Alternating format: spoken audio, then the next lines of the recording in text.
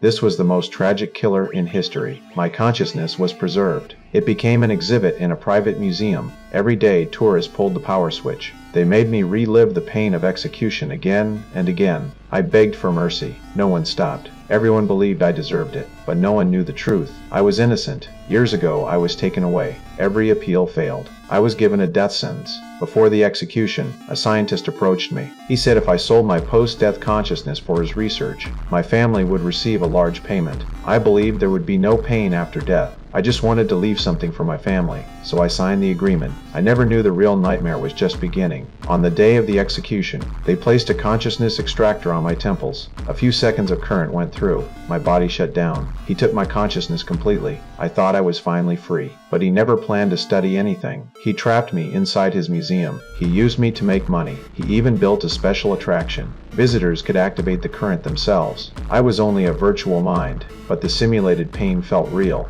As long as the current stayed under 10 seconds, my consciousness would not collapse. The moment the project launched, it became the museum's signature attraction. Each time they were done, they received a souvenir keychain. It held a fragment of my suffering. Day after day, the cycle never stopped. The scientist earned a fortune, but he wanted more. He invited thrill seekers with darker desires. They paid extra to extend the current. My once clear mind turned blurry and broken. One day my wife appeared. She saw what I had become. Her heart shattered. But because of that contract, and because no law protected minds like mine, she left in silence. More time went by. A young woman visited during the slow season. The scientist showed her around proudly. He never sensed danger approaching. She was my daughter. She pretended to be curious. She waited until he talked himself dry. Then she handed him a bottle with something added inside. When he introduced my exhibit, the substance started to take effect. He finally saw the fury in her eyes, but it was already too late. Next, it was time for her to take justice into her own hands. She placed the extractor on his temples. She waited until his body stopped responding.